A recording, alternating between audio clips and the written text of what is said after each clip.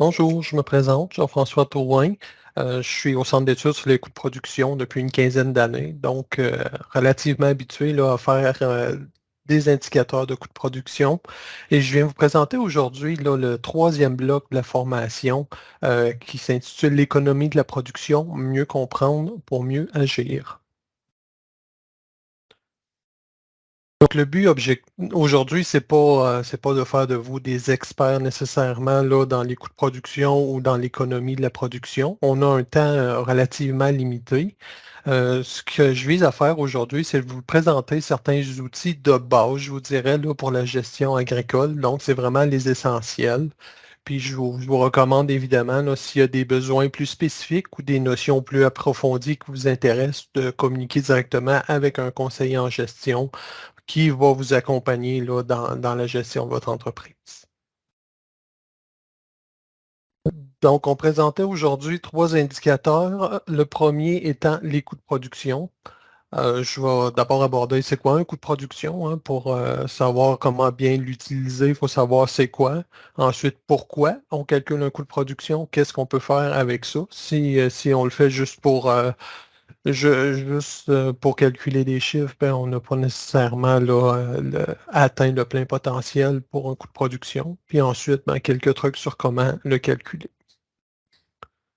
Les notions que je présente aujourd'hui, là, il y en a plusieurs qui sont présentes ou disponibles là, dans le guide sur les coûts de production de l'agriculture. C'est un projet qu'on avait réalisé en collaboration, le CSCPA et le CRAAC, le Centre de référence en agriculture et agroalimentaire du Québec.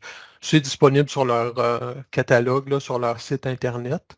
Dans le fond, ce guide-là est un outil web, un guide interactif avec des vidéos et plusieurs outils, des exemples, entre autres. Puis ça permet là, de vous accompagner. Puis ça présente des notions un peu plus approfondies pour faire un coût de production. Là. Par exemple, la répartition, si on a plusieurs activités agricoles, des thèmes que j'aborderai pas aujourd'hui. Donc, un coût de production, c'est quoi? La définition officielle qui est reconnue tant en Europe qu'aux États-Unis, puis qu'on utilise également là, au Québec, c'est l'ensemble des coûts qui entrent dans la composition d'un bien agricole. Fait que plus spécifiquement, il y a trois types de coûts.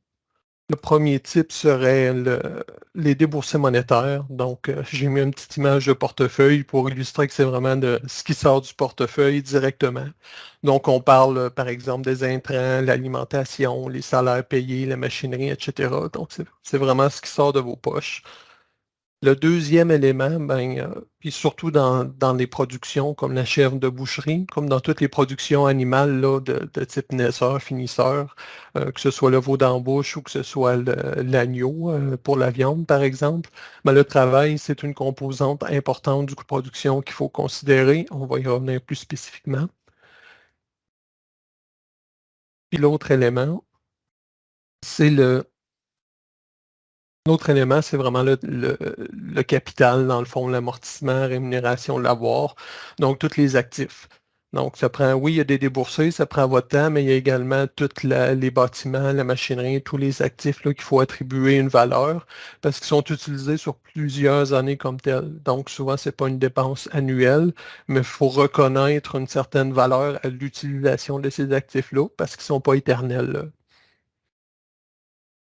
Donc, un coût de production, dans le fond, ce que je veux que vous reteniez, c'est un outil pour mieux comprendre son entreprise puis prendre des décisions éclairées.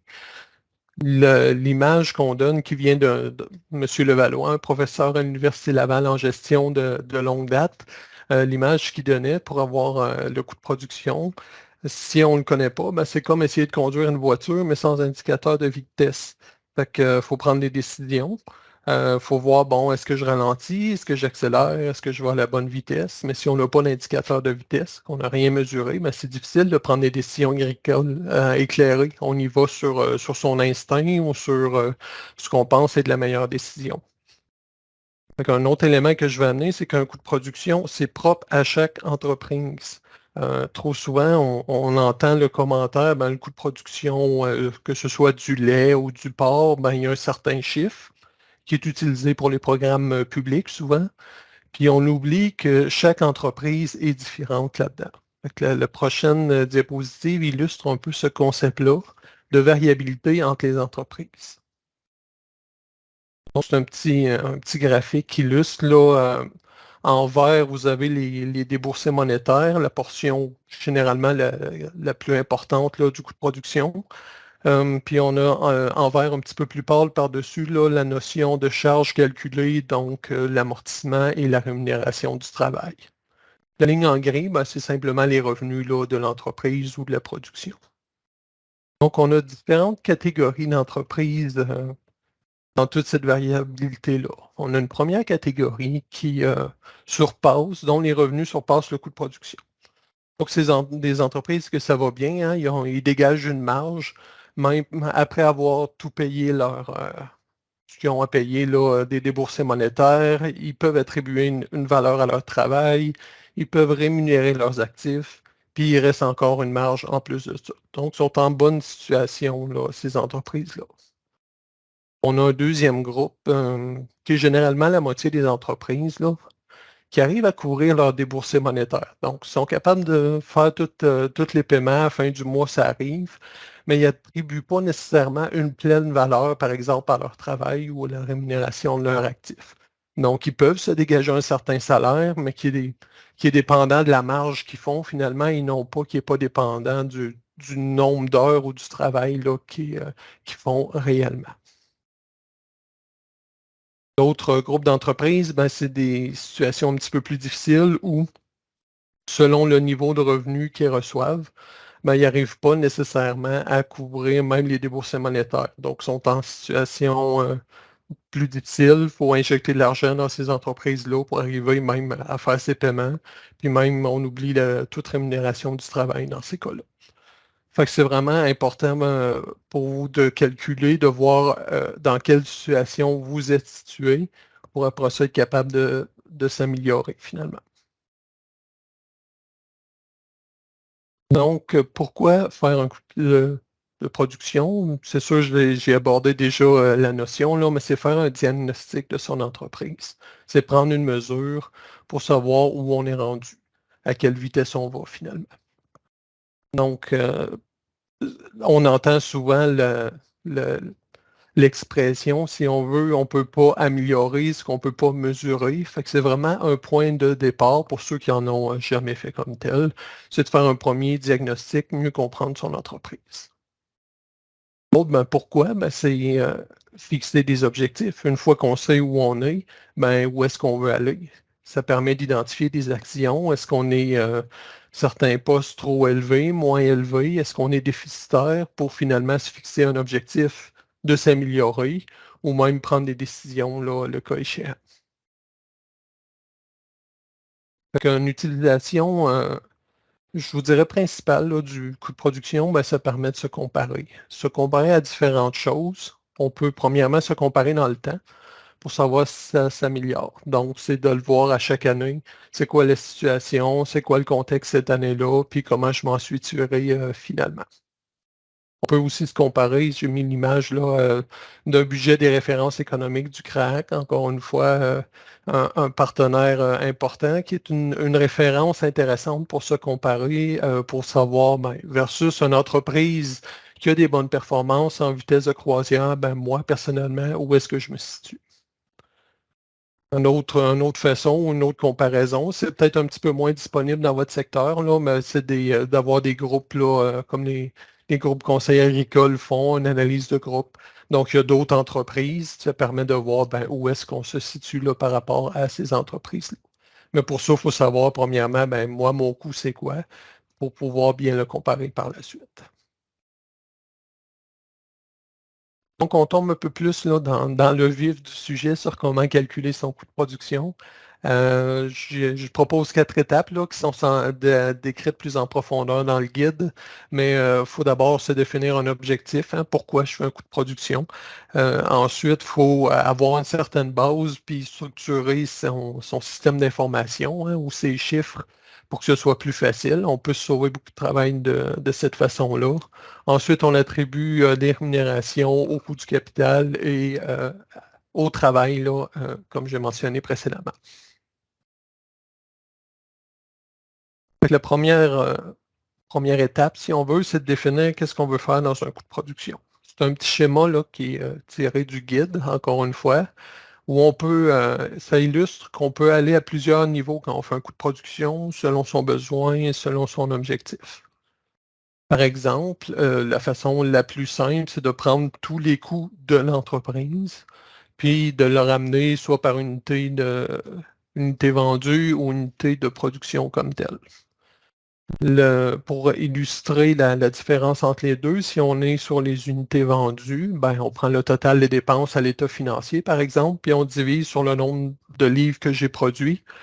Puis ça nous permet de se comparer à un prix de marché pour voir c'est quoi la marge qui me reste finalement, là.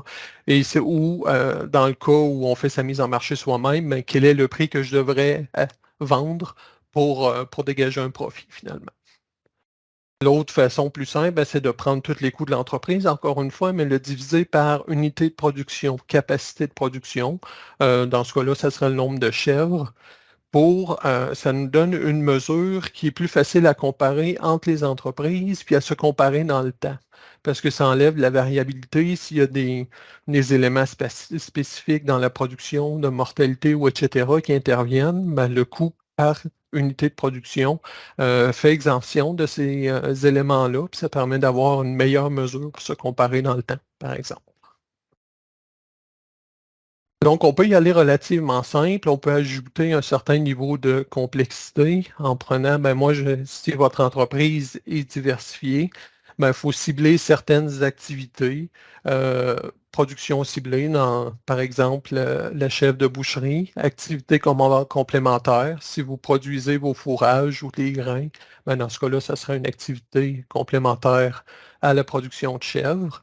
Puis s'il y a des activités, par exemple, de déneigement ou de travaux à forfait que vous réalisez pour d'autres, on peut vouloir les exclure, par exemple, pour pas que la rentabilité d'une activité vienne influencer les décisions d'une autre activité. Fait que ça peut être intéressant d'aller à un niveau un petit peu plus spécifique là, pour chacune des activités. Puis l'utilisation de ça, si on descend encore d'un niveau par rapport au produit, si on cible, on fait dans un premier temps au niveau de l'entreprise, on identifie par exemple un problème de rentabilité. Mais après ça, on peut vouloir creuser, est-ce que c'est du niveau de la chef de boucherie qui est la rentabilité problématique ou c'est au niveau de la production des fourrages qui coûte trop cher, par exemple. Ben, dans ce cas-là, il faut aller à un autre niveau puis isoler des dépenses, répartir des dépenses pour chacun des produits, évaluer la rentabilité par une transaction entre les activités. Puis ça permet de bien identifier là, où peut être la problématique au niveau de l'entreprise, puis prendre des décisions. Est-ce que peut-être je serais mieux d'acheter mes fourrages ou de produire à forfait certaines étapes là, de production d'alimentation plutôt que le faire soi-même. Peut-être que ça pourrait être une avenue intéressante, mais il faut faire un bon diagnostic puis identifier là, les chiffres comme tels. Donc, selon l'objectif, on peut rajouter ou enlever de la complexité. Puis si jamais c'est des éléments que vous êtes moins à l'aise, mais encore une fois, faites référer à un conseiller là, qui est habitué avec ces notions-là. Une fois qu'on a son objectif, qu'on sait ce qu'on veut faire avec le coût de production, ben, on a besoin de chiffres.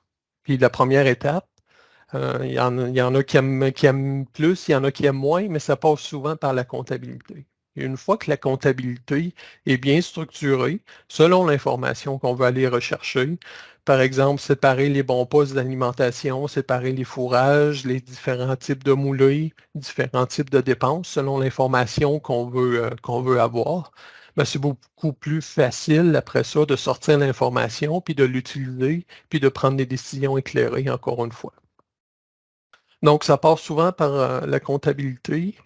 Puis, au fil des ans, là, dans une quinzaine d'années, il y a beaucoup d'entreprises qui font une comptabilité, bon, pour réclamation TPS, TVQ, TP, ou parce qu'ils sont obligés, simplement.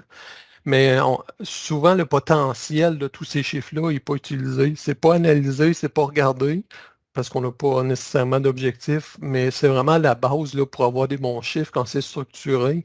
Puis ça accélère énormément le processus pour faire le coût de production de son entreprise, puis de le répéter dans le temps après ça. Donc, c'est un coup à donner. La première fois, tu as structuré, mais après ça, on peut gagner beaucoup de temps. C'est la même chose pour les registres de production. On a mentionné le coût de production, c'est soit par unité vendue ou soit par unité de production. Pour ça, on a besoin de savoir combien de livres que j'ai vendus, combien d'unités que j'ai vendues pour être capable de rapidement là, identifier puis se comparer au prix de marché. Donc, un bon registre de production, c'est essentiel. Il y a des outils, différents outils qui existent, mais c'est la base là, de prendre le temps de comptabiliser sa production. Ça permet d'identifier au fur et à mesure s'il y a des problématiques, mais également dans le temps, si ça va être utile là, dans notre quatrième bloc, si on a des objectifs d'améliorer ou on fait des essais pour améliorer certains éléments de son entreprise, il faut les mesurer, puis ça passe souvent par les registres de production. Jusqu'à maintenant, j'étais à un niveau très, très général. Là. Maintenant, je vais aller sur un aperçu des résultats plus spécifiques à la chef de boucherie. Je vais mettre des mises en garde. Là. Ce ne sont pas des données nécessairement observées auprès d'entreprises. Une moyenne, c'est vraiment un budget. C'est les références économiques là, que je t'avais montré un petit peu plus haut, qu'on a adapté pour être des chiffres de l'année 2022. Donc, c'est un modèle de production qui est peut-être pas du tout adapté à votre entreprise. Encore une fois, c'est vraiment pour illustrer comment on peut utiliser et faire le coût de production, mais je vous invite fortement à faire l'exercice chez vous. Donc, dans les produits, deux modèles de production. On en a un pour 50 chefs de boucherie. On en a fait un également pour 300 chefs de boucherie. Donc, dans l'hypothèse de base, plus tard dans la formation, on va appeler ça le groupe témoin. Là. On y va avec un chevretage par année, avec une moyenne de deux chevreaux par mise bas. Donc, au prix du marché présentement, ça nous fait des produits là, d'environ 530 une petite productivité un petit peu plus élevée là, au niveau des 300 chefs parce qu'ils ont plus de groupes, fait que ça permet une meilleure productivité un peu. Mais je vais laisser Mme Cameron là, faire les spécifications en lien avec la production de chefs de boucherie. Donc, c'est les produits qui incluent la vente de chevreaux, la vente de réformes, les programmes à gain stabilité et investissement pour environ 530 dollars. Ensuite, si on va plus en détail au niveau des dépenses, bon, la dépense la plus importante, là, sans surprise, c'est l'alimentation. Bon, un petit peu la litière, là, mais principalement l'alimentation. Dans ce cas-là, c'est de l'alimentation achetée et les fourrages sont produits là, au niveau des 300 chèvres. Puis on voit une économie d'échelle quand même là, en termes d'alimentation surtout au niveau du prix, parce que à l'achat de plus gros volumes donne un accès, si on veut, là, à des prix plus intéressants. Ou dans ce cas-là, par la production de ces fourrages également, on peut arriver à un coût de production un petit peu plus bas que les coûts de marché, là, selon les budgets qu'on a fait. Les autres frais directs d'animaux, dans ces cas-là, ça inclut la mise en marché, les frais de vente, entre autres, les frais d'achat d'animaux. Dans les modèles qu'on a, les animaux de remplacement sont produits, sont gardés par l'entreprise. Donc, c'est principalement l'achat de boucs là, pour le renouvellement de la génétique du troupeau. Donc, puis des frais vétérinaires également. Dans ce cas-là, l'écart entre une entreprise de plus petite taille et de plus grande taille, ben, c'est au niveau de l'achat d'animaux. On a besoin de renouveler la génétique, d'acheter un bouc régulièrement, mais pour 50 chèvres, ça fait un montant plus élevé là, que pour le 300 chèvres, même si on achète plus de boucs, il y a un petit peu d'économie à ce niveau-là. Un autre élément de distinction, ben, c'est les frais fixes, c'est l'utilisation des actifs finalement, qui est quand même un élément important, là.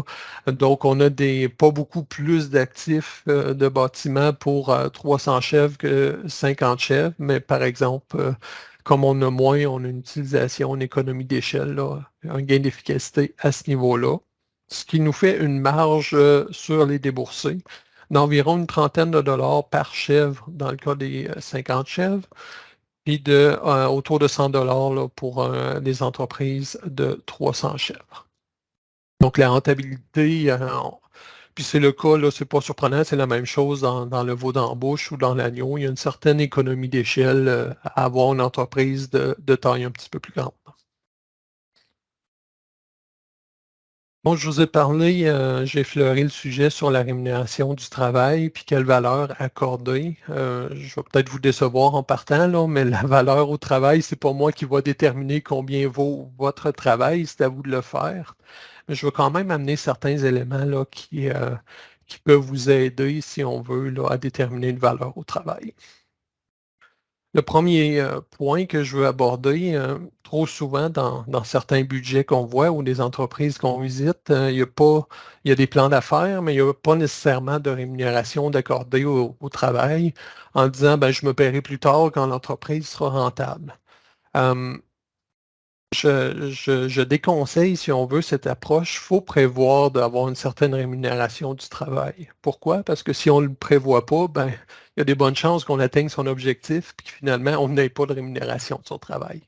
Donc, c'est important de l'inclure dans le budget de différentes façons. On peut la prévoir plus basse les premières années, puis éventuellement prévoir une progression, mais de la maintenir à zéro pour que finalement le plan d'affaires ait l'air positif, ben c'est une fausse information finalement, puis éventuellement, il va falloir attribuer une valeur là, à ce travail-là. Donc, il y a différentes façons d'attribuer une valeur au travail. La première, ben, dans les études de coût de production, nous, ce qu'on fait, c'est on prend la rémunération observée, qui est parfois basée sur un taux que l'entrepreneur décide, ben moi, je veux me payer un montant X dollars, ou c'est la rémunération, c'est ce qui reste, dans le fond, c'est la marge que le propriétaire prend, les prélevés qu'il prend pour déterminer sa rémunération. Fait que c'est un petit peu, souvent un peu plus variable là, dans le temps là, quand on y va au niveau observé. L'autre notion qui est utilisée vraiment pour le programme, entre autres, d'assurance stabilisation, c'est le coût d'opportunité du travail réalisé. J'ai mis en exemple un peu plus bas un exemple de grille pour mesurer le temps de travail. Donc, on n'est pas nécessairement obligé de le faire à tous les jours et de noter. Ça peut être un exercice qui est fait une fois par année ou à un certain intervalle de temps, ou on y va par période. Bon, ben de janvier à mars, avant le printemps, tant qu'il y a de la neige, ben c'est quoi les principales tâches que je fais? Ensuite, d'avril à juin, les travaux au champ commencent. On y va par différentes tâches. Combien d'heures je peux attribuer à ça? Dans le temps des récoltes, là, de juillet à septembre. Puis dans le temps éventuellement là, de octobre à décembre avec la vente des animaux ou autres, puis identifier les périodes de pointe, puis combien d'heures que j'attribue à ça. C'est pas parfait comme méthode, mais on n'a pas besoin de perfection non plus. On veut juste une première mesure pour savoir combien d'heures que je mets. Puis après ça, on la refait à intervalles réguliers. Si on se donne l'objectif d'améliorer l'organisation de son travail, ou si on, euh, dans le cas là, de la formation pour accélérer le rythme de chevretage, ça peut demander peut-être un peu plus de temps de travail, d'accompagnement pour être sûr d'atteindre les résultats. Ben, ça aide de le mesurer pour savoir dans quelle mesure là, on peut s'améliorer. Donc, une fois qu'on a le nombre d'heures, ben, on attribue un coût d'opportunité au travail réalisé. Si je vulgarise ça, ça veut dire le travail qui est fait, dans le cas par exemple des mises bas de chevretage, si j'engageais quelqu'un pour faire ce travail-là, ben, combien je devrais le payer? Donc, c'est un coût d'opportunité de travail réalisé si je payais quelqu'un d'autre. L'autre notion, ben, c'est le coût d'opportunité du travailleur. Vous, selon votre expertise, vos compétences, qu'est-ce que vous pourriez faire d'autre plutôt que de faire de la chèvre? Puis quel est le salaire que vous pourriez avoir dans ce cas-là? C'est des notions qui sont utilisées encore une fois pour le programme Astra en disant, ben, un producteur agricole fait un travail qui peut être comparable dans certaines mesures, on s'entend, mais à un ouvrier spécialisé. Donc, on fait une moyenne avec, exemple, des mécaniciens, des électriciens, d'autres entrepreneurs de ce type-là. Quel type de rémunération ils ont, puis on attribue cette valeur-là au travail d'un exploitant agricole.